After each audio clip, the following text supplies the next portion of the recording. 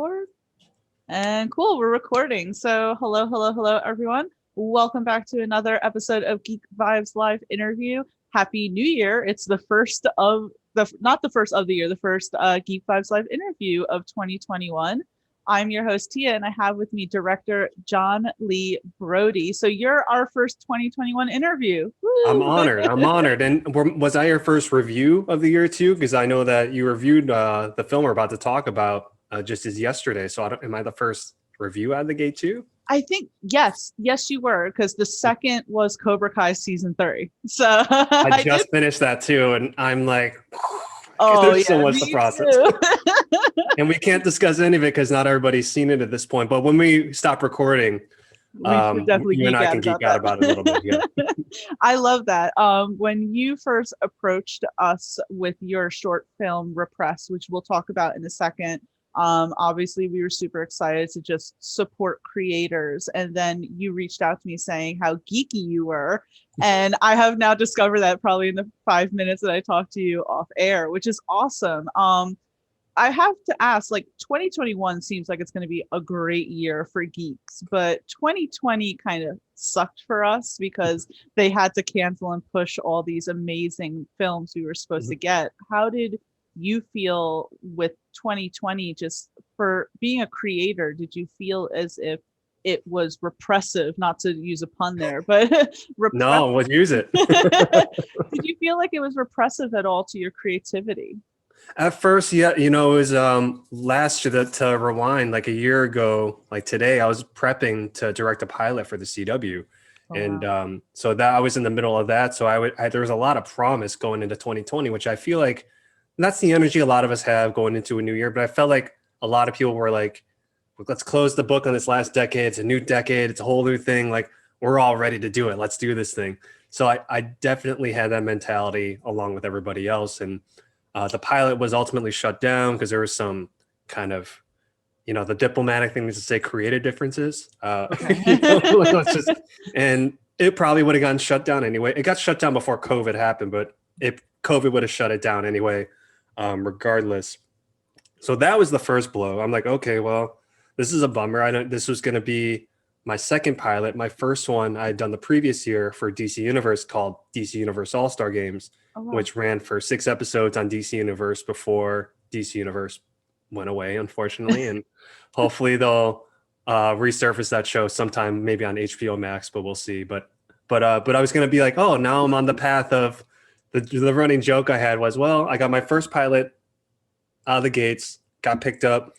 Now I only need 15 more in a row to match David Nutter in previous years, which is like, it's like trying to match the Boston Celtics, 8 in a row in this day and age. It's almost like an impossible task.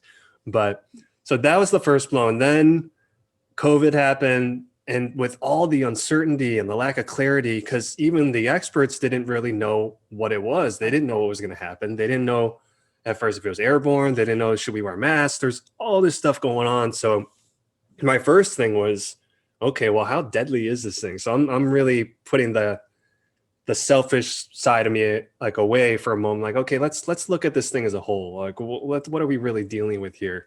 And but then once we started getting a little bit of clarity in terms of, okay, it's going to take a year to get vaccines, it's going to blah blah blah blah blah. I'm like, okay, well, we might go this whole year without creating anything. I may not shoot a single frame of footage this year other than like stuff of my dog on my iPhone, which might have become a feature film had I not found other creative outlets. So there was definitely that worry, but I'm trying to adopt this kind of new mentality, which is, very much from Zen Buddhism of, the life is only available in the current moment. So, take from the current moment. Don't speculate what's going to happen or what's not going to happen. Because, and I apply that very much to my filmmaking because, like, I don't know how this is going to be received. I don't know what's going to happen, but this is what I got to do. I got to keep my eyes on the prize here, do the work, to use another Zen quote: before enlightenment, chop wood, carry water. After enlightenment, chop wood, carry water. No matter what, do the fundamental work and the rest will fall in line. So I always had to bring myself back to that, which wasn't always easy because, anxieties can get the better of any of us, we're all human, no matter who you are. But then as things started to open up, they started deeming media as essential businesses. And on the side, I have a gaming channel that I created with my best friend, name drop Freddie Prinze Jr. That's Um, awesome. called Geek. Yeah, and the cornerstone of what we do is like tabletop RPGs, very much like a Critical Role, but we do other avenues of RPG. And at the time, I was talking with the people at Settlers of Catan, the board game, and I had an idea to do a virtual remote version of the board game and air that on our channel. And so that was my first kind of way of being creative. I was like, oh, well, this is a different kind of creation. I know it's not the narrative stuff that I would want to do, but I get to create the look of a show. I have full control. I got to figure out like, how am I going to make this exciting for someone who doesn't play Catan? And so that went from April all the way through the end of the year. 25 episodes worth. Macaulay Culkin stopped by a couple of times, and Cody Walker, and Andrea Brooks from Supergirl. I just called my friends up and said, hey, I'm doing this thing. This is how it works. Do you want to come play? And so that was kind of keeping my sanity for the most part, because I knew that every Friday I could go into the studio and create something. And I think that the important thing is it may not have been what I imagined, but this is what you got. So maximize it. And so that was really the way I kind of kept my head level through this whole thing, because otherwise it's a slippery slope when you start overthinking what could happen or what you could have done and all that stuff. It is certainly interesting, just for our perspective from Geek Vibes Nation. I mean, our job essentially is to report on the news. Mm-hmm. And then, so after a while, all you're reporting on is this movie got pushed to this year, this got canceled because of this. But it's interesting because it has forced people to be really uniquely creative. And just as you said, you got to work on this channel, you got to at least express yourself just through different means than you probably had thought you would have prior to everything going on. Yeah, 100%. And just a whole new appreciation, because as they say, this too shall pass, to use like the old, saying, but it will. But at the same time, like going back to before, like this is what is in front of us right now. Just like you doing your work, you're doing your top 10 lists every Sunday. That's your creative outlet. You're going to do these reviews. That's your creative outlet. It's in any way, shape, or form, no one can stop us from creating other than ourselves. I'm the networks may be closed down for whatever reason, the studios, but we can still create, or if anything, just practice. I took the time to, look at what is deficient in my directing repertoire. What are things that I'm missing?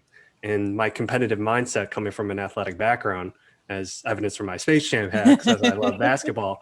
In basketball, I used to be really weak in my left hand. So I would obsessively do everything I could to make sure that wasn't a weakness anymore. And that was my thing with my filmmaking. If I couldn't go out and create and do work, then I'm going to, make sure I can get better, so that when it's time to go back to work and they call my number, I'm not missing a beat. Where others may have the rust to shake off, I'm just like, no, I'm just ready to go.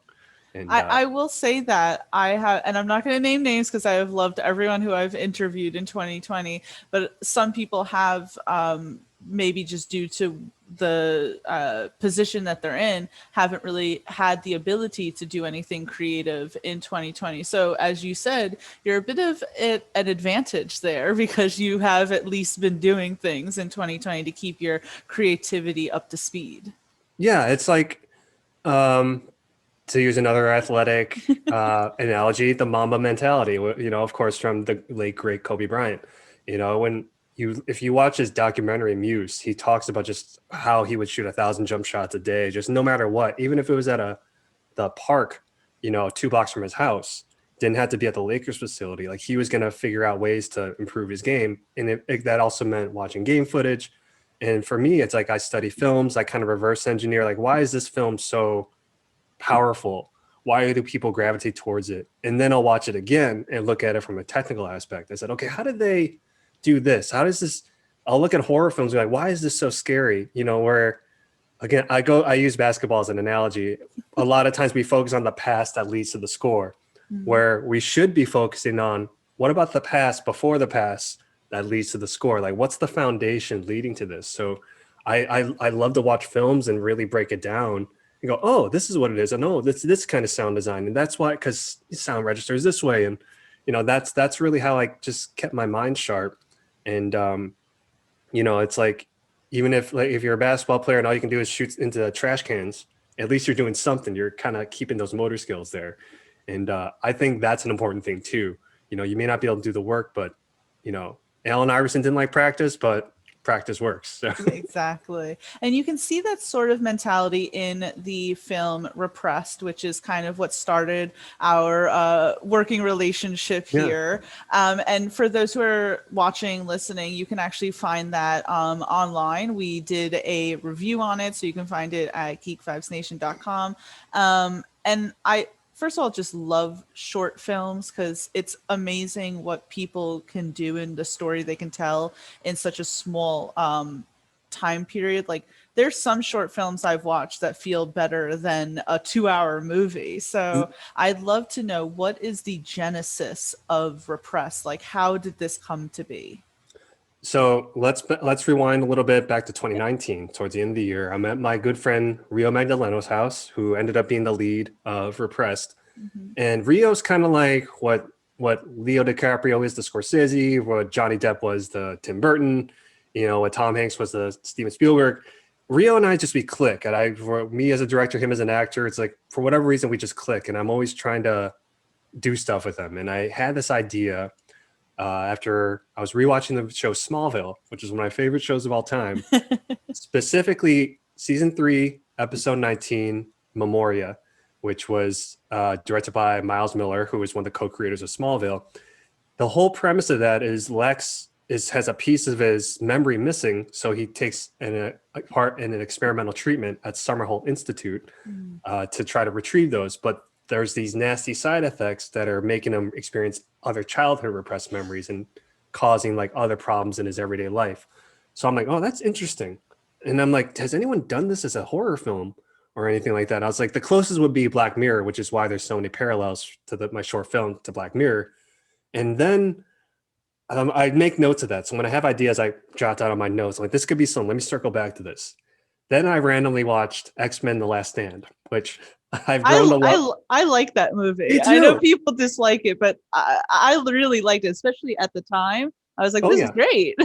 I enjoyed it very much. And it's like, you almost couldn't say that. It's like you were going to be ostracized at school if you were going to say taboo. Like, X-Men 3. Exactly. So the whole notion that the Phoenix persona was there, a part of Jean Grey the whole time, but Professor X put these mental blocks on her brain so that the Phoenix couldn't emerge until she hit that fight or flight moment at the end of X-Men 2.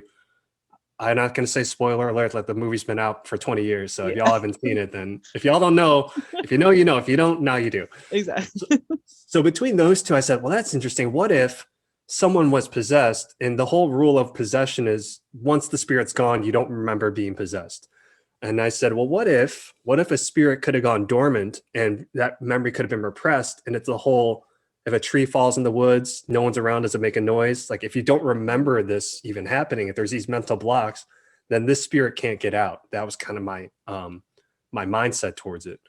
And so that was the basis of the idea. I said, well, that's interesting. What if Lex was possessed as a kid?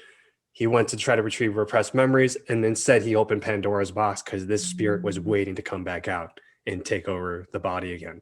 So that's where the base of the idea came from.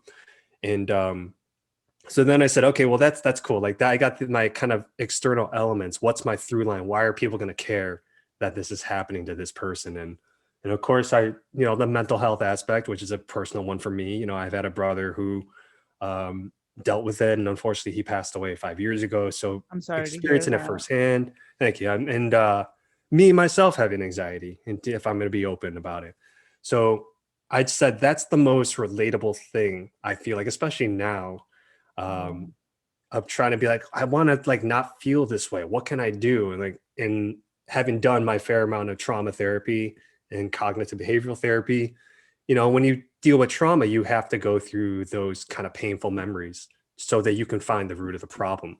And so that's where then I was like, okay, I have a story here. I have a narrative. Let me start putting this together. And then back to Rio's house, I tell him about it. I'm like, hey, I have this idea for a short. And I gave him the whole pitch that I pretty much gave you. He's like, dude, that's so cool. Like, let's do that. I'm like, okay, cool. If you're on board, then all right, let's do this.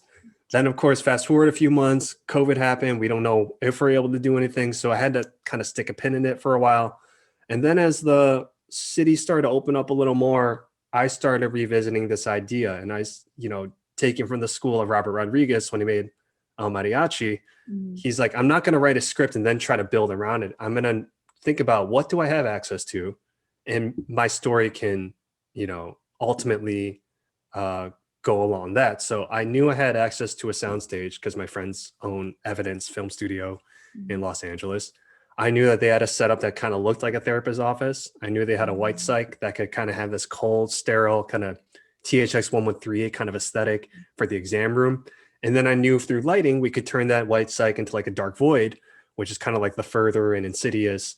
And because my approach to, and I know I'm jumping ahead a little bit, and if you got to reel me back in, just let me know. No, But no, it's great. the reason I chose the dark void is because if this is a repressed memory, they shouldn't be fully formed. So that's why you're only seeing fragments of what's going on, because little by little, as the short goes on, you see it becomes a little more fully formed, but you're seeing one thing here, because if you haven't seen these things in a long time or didn't even realize they existed, then it wouldn't have made sense if all of a sudden he's back in his childhood home and it's a big, vivid memory. It's like, no, it should be these little things, and then that's what's jogging his memory as to like what really happened to him when he was a child.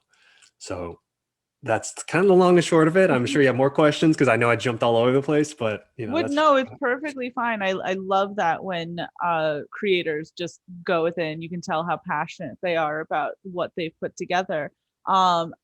I did say in my review that it did remind me of Black Mirror, which in my personal opinion I think it's a compliment because that's a great oh, I show. love that. And the episode it reminded me of, I think, is one of the best episodes in the series. So I think you know what I'm talking about. Oh That yeah. episode. Yeah, okay.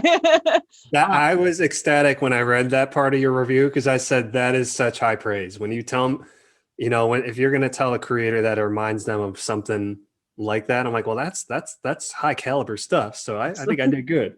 Awesome. And I was going to ask about the main actor. I wasn't aware that he was a friend of yours because he did a really good job. And he obviously was the person that you thought of when you thought of this character. Yeah, Rio is a guy who he's known a lot in the industry as the funny guy, and he's a very, very funny person, which if your first exposure to Rio is this movie, you might be shocked to see how funny he really is. Whereas people who know Rio, they were texting me going, I didn't know he could be so serious and so dramatic. And that goes back to being a big misconception in the industry, which is people think it was only after Good Will Hunting that people realized Robin Williams was a great actor. I'm like, hold on, to move the way he does on camera, to have that comedic timing, that is the hardest thing I feel like as an actor to do on a consistent basis. It wasn't until after Truman Show people were like, "Oh, Jim Carrey can really act." I'm like, "Okay, well, let's see you try to be Ace Ventura and maintain that for 90 minutes. It's really tough to do." And I would also, and I sorry to interject there, but for Robin Williams, to me, one of his most serious movies was that movie Awakenings with Robert De Niro. So sad, and it's like comedians have to be able to tap into this sort of darker place in order to really just be truly funny. So I just wanted to kind of back you up on that. yeah, I appreciate it. I appreciate it. And with Rio, I just always, when we first met, he was working at this spin studio that I go to called Sweat Cycle. So shout out Sweat Cycle. And I knew nothing about him other than this guy. I like this guy. He's really cool. And I was like, "Are you an actor, man? Because you're like, you just got something to you." He's like, "Oh yeah, yeah, yeah." And he showed me his reel, and I tried to help him out with certain things and try to put him to work when I could. But I just saw something in him. I'm like, I know he has the capability to do a serious role, and I know that he's not really getting those opportunities because, unfortunately, especially in the studio system, once you're known as the funny guy, the dramatic guy, or whatever, they're kind of sticking to that. It's very, I call paint by number. Once you fit that number, they're not going to really stray outside of it. So I knew that he was capable. And, part of it was that I wanted him to have an example of, hey, I can do this. I can be dramatic. Yeah. And I told him like, look, I don't know what's gonna happen with this. At the end of the day, we'll have a really cool piece. Like I'll have a cool directorial piece and you'll have a cool dramatic piece.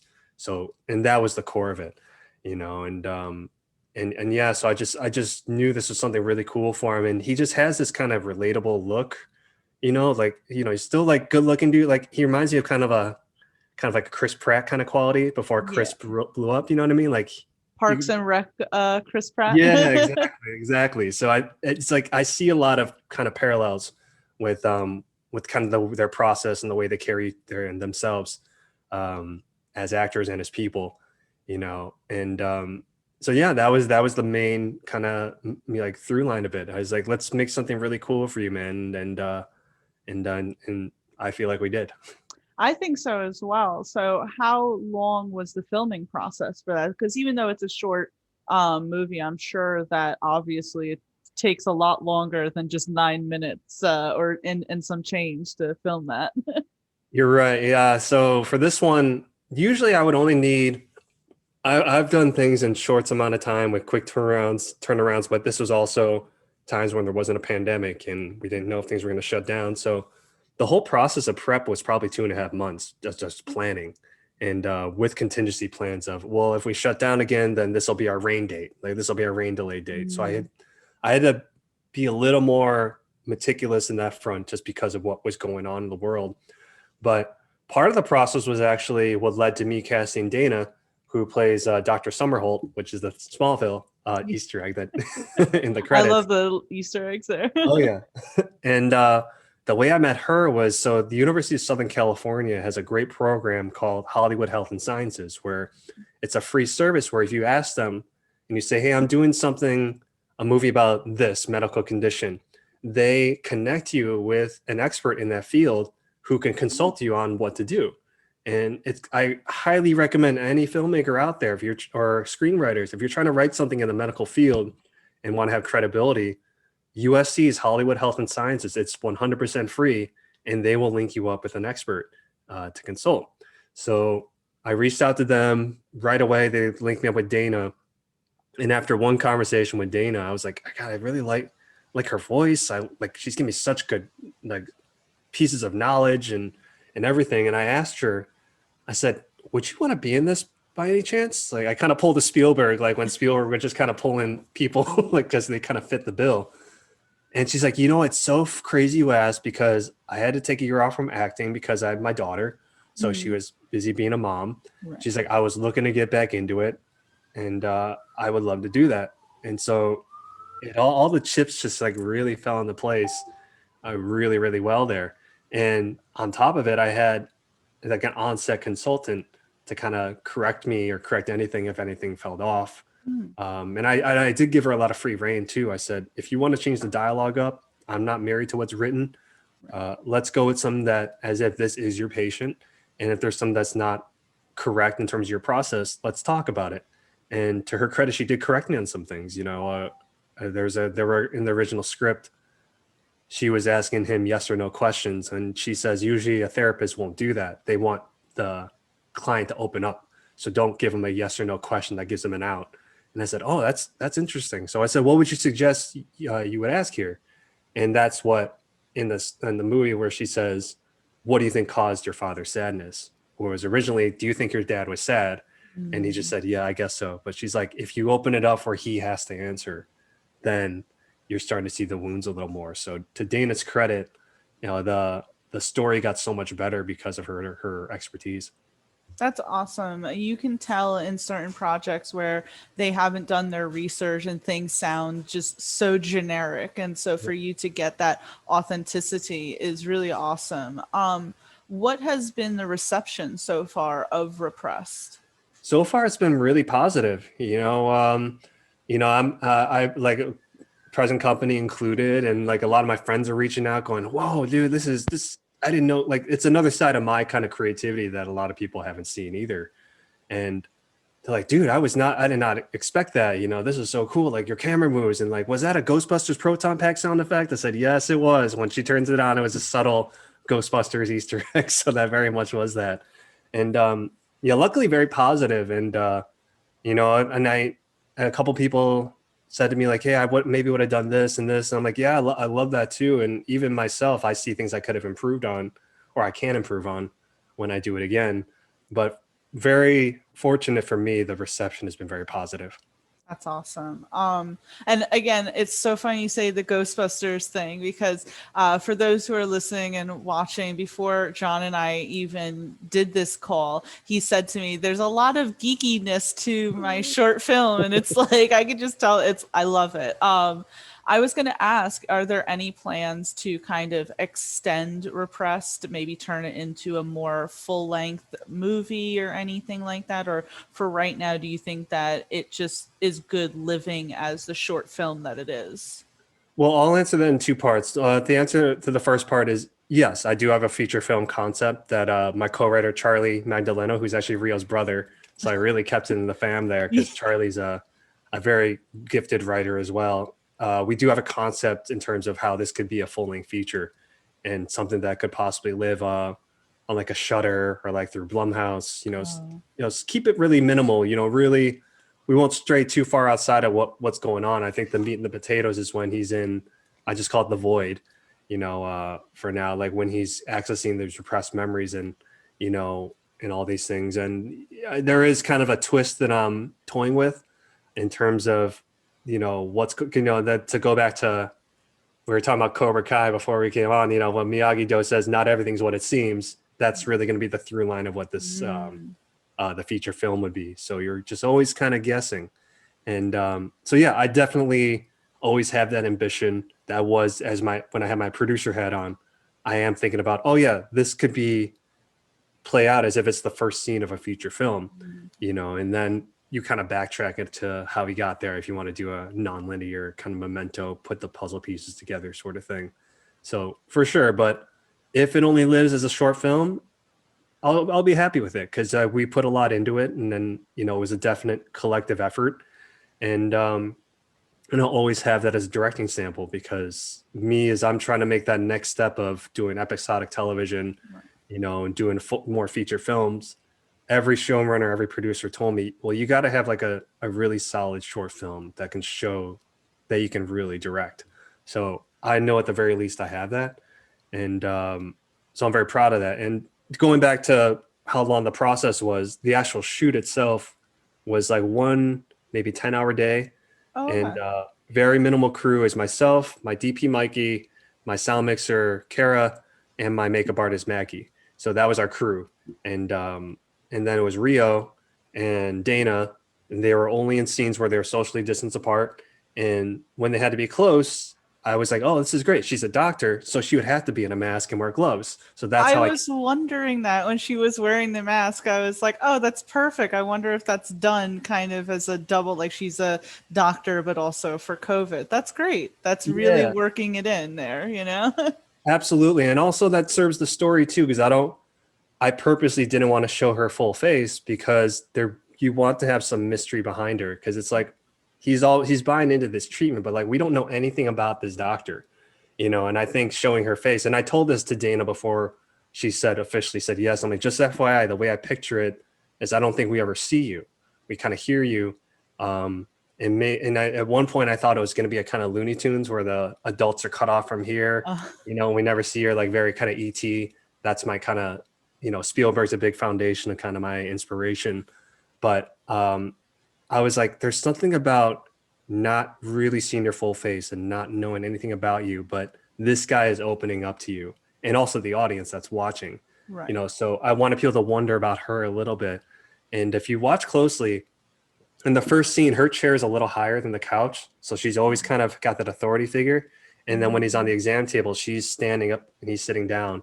And just to always feel like that's his mentality. He feels like a child and he's really outsized in this world. So like it was a really subtle kind of thing I wanted to do. But, you know, no one really notices until I point it out. They go, oh, yeah, I kind of. But I think subliminally we know when someone's physically taller or physically kind of imposing, there's that part of you that's kind of feels like the little kid at school when you're sitting at your desk and the teacher's standing up. So I wanted to kind of have that kind of feel to their whole dynamic. I love that. I love the little ins and outs. So, I mean, it's great, to, as you said, you either have this as an example in your portfolio, or it could turn into something more. So you've mostly done directing projects. You've been a producer, writer. I do also see though that you do have acting credits. I looked at your IMDb. Is that something that you'd like to pursue more, or do you find in your head that you really see yourself as a director? Acting is always something I want to do. It's something that's fun, but if I'm going to be real here, unfortunately for, Asian American males, the kind of slim pickings with certain things, and especially at the studio level, they have a certain idea, unfortunately, of how an Asian American male is supposed to be portrayed on television or on movies.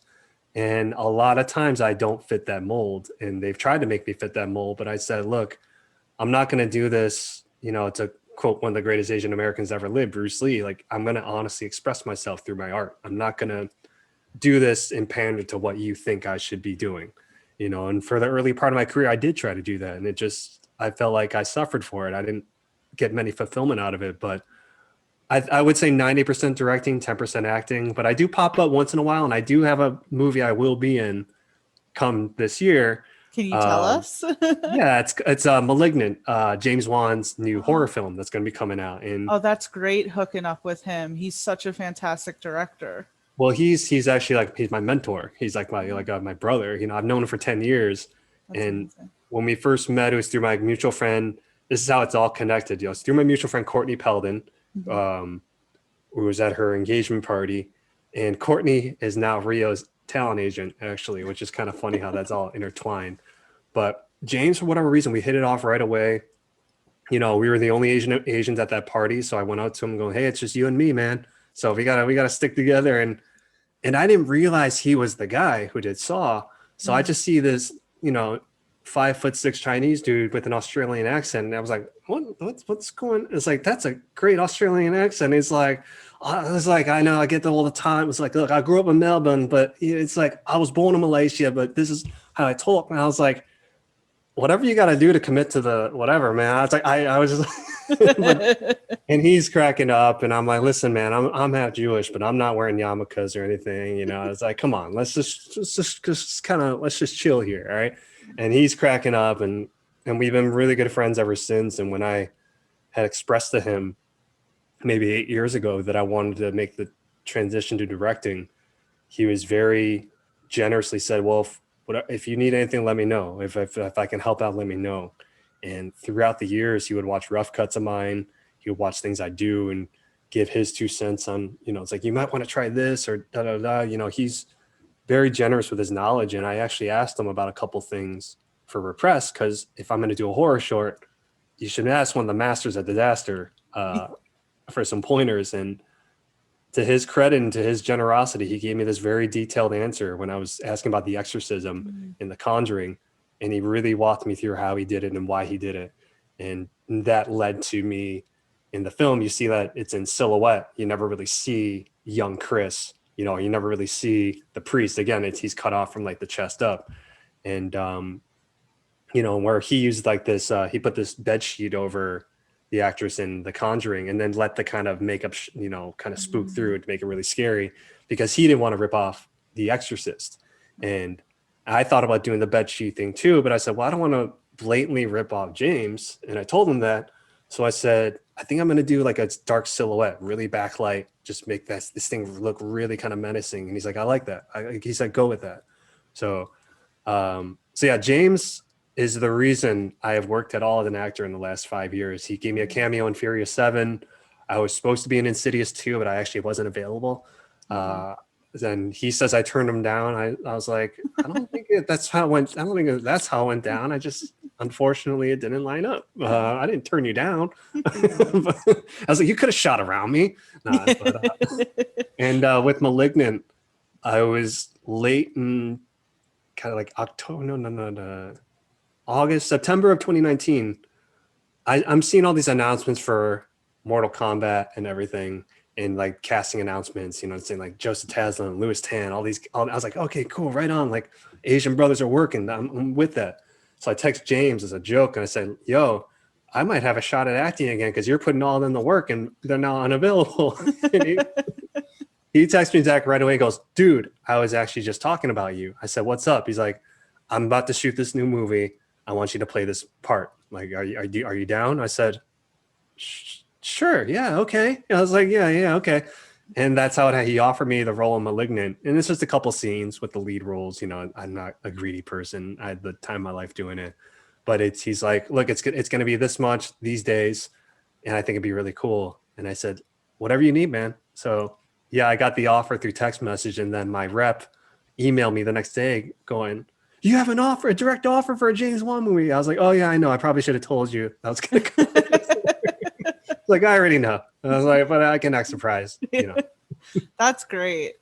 That's just so awesome to find out, because when me and my associates at Geek Fives, and we talk about the people who are revolutionizing horror, it's James Wan, Jordan Peele, John Krasinski. I mean, people who are really just breathing, say, new life into the horror genre. And me personally, I'm actually a big weenie when it comes to horror, but I like good stories. So I'll put up with, say, the scariness for the sake of that. And that's what those directors that I just mentioned do. You mentioned before how sometimes it can be difficult being a Asian American man getting some roles in Hollywood. I think I just saw recently that there was a lot of controversy with Minari going into the foreign film category.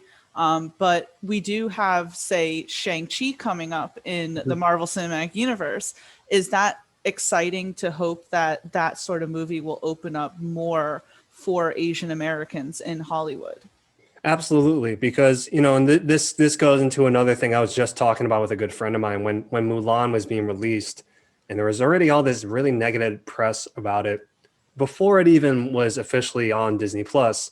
And I put a post on my Facebook and I said, look, I'm buying this thing no matter what. You know why? Because if we do this, you know, to quote Rudyard Kipling, the strength of the wolf is the pack, strength of the pack is the wolf. Right. If we individually do this and come together and support this movie financially, it'll open up other opportunities.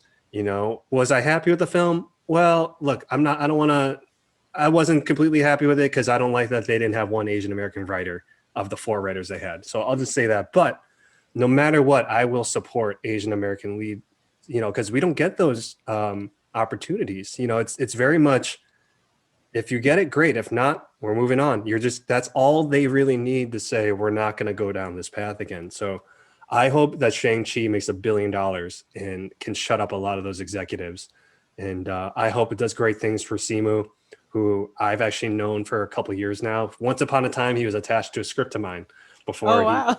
You know everyone, apparently. In the Asian American community, we all kind of know each other. Maybe we've never met, but for the most part, names are kind of known throughout. And I was really happy for Simu when he got it. And I hope it does great things for him. I hope it opens up opportunities for himself, but also other Asian Americans, males who are trying to be leading roles who aren't playing delivery drivers or a kung fu guy who's out for honor, like every 90s Asian male character. Yeah. You know, and so little by little, Shang-Chi I'm very excited for because of what that could possibly open doors to. And, you know, it wasn't a comic that I was really huge into. I don't think it wasn't really a mainstream comic, but I was like, well, this is Bruce Lee with superpowers and Naruto's multiplicity kind of power. Like, yeah, I can get with that. That's cool. So I'm curious to see how they adapt that to the big screen and what kind of story they do. But so it's just like it's tough. But I think at the end of the day, we got to just support. And luckily, when I did that Facebook post, a lot of people jumped on and said, you know what, I like that. Let's support this movie because, you know, at one point it would have been impossible to make Black Panther. Yeah. And I'm sure they tried for years and years, but the rallying of the Black community and, you know, people of color in general supporting these movies, that's what's going to keep those doors open a little bit more, because if we're not supporting each other, then what's the point? That's my philosophy. Not everybody believes that, unfortunately. Yeah. But if more people adopted that mentality, then the arts will be better and the business will be better. You know, there's an old kind of Zen kind of quote of, if someone draws a circle, if my brothers draw a circle and exclude me, what I'm going to do is I'm going to draw a bigger circle that includes me and them.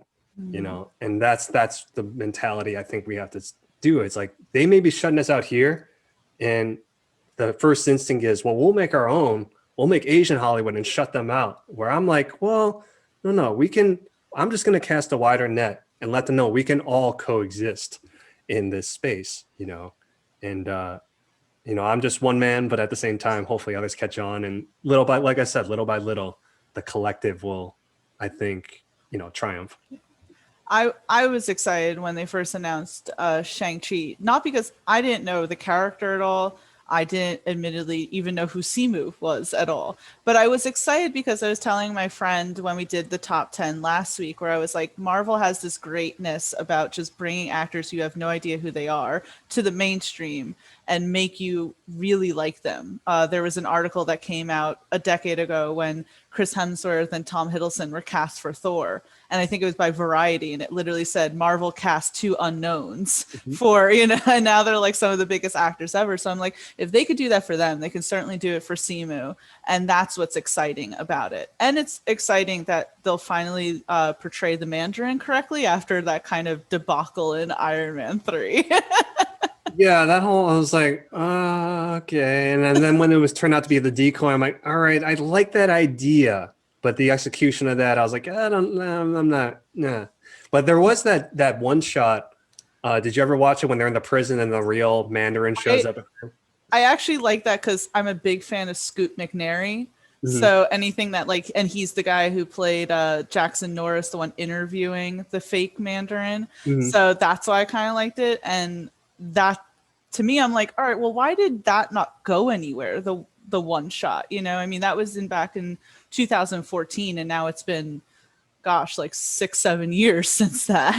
It didn't go Yeah. anywhere. I was like, how come at the end Fin Fang Foom didn't show up to like show that he really means business? I was like, come on. I was like, you had a golden opportunity there. They had an opportunity, they just didn't go with it. But so Repressed was really amazing. I suggest for anyone who's listening and watching this to definitely check it out on YouTube. Is there anywhere else that we can find it, or for right now, do you think YouTube is like the best place to watch it? I would say YouTube's probably the best place. It is also on Vimeo because I don't know what it takes to become their staff pick on Vimeo, but I'm like, well, and also from a technical standpoint, this is a kind of an FYI to any aspiring filmmakers. Vimeo they have a better capability of processing like high quality footage. So if you want to show footage to people who are very keen on, oh, this is 4K versus 1080p, you should use Vimeo because their compression kind of software, internal software, is a lot better for showcasing your video at the highest quality. But to reach a broader audience, more people are searching YouTube than Vimeo. But yeah, for the most part, go to the YouTube link. Unless you're one of the curators at Vimeo, I mean, can you consider me for your stat pick? Because I've been trying for years, and I felt like this was my shot. So, but yeah, that's it for now. And hopefully we have a feature. And you know what? I'll say right here, if we have a feature, then I'm coming to you to talk about exclusives first. So I love hearing that. John, it's been amazing speaking with you. I've had a lot of fun. I hope everyone checks out. And I hope 2021 is your year. I hope all of those pilots that didn't get picked up end up getting picked up. And I really hope that for you.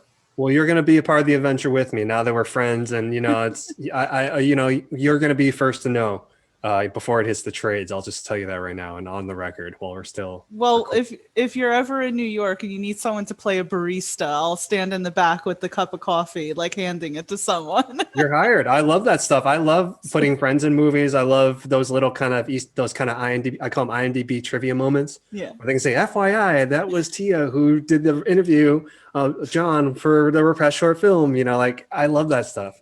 So you're hired for sure. Yes, you guys heard it first. Thank you so much, John. Happy New Year again. And for those who are listening and watching, thank you for checking out this latest episode of Geek Vibes Live Interview. I'll talk to you guys later. Bye. Thank you.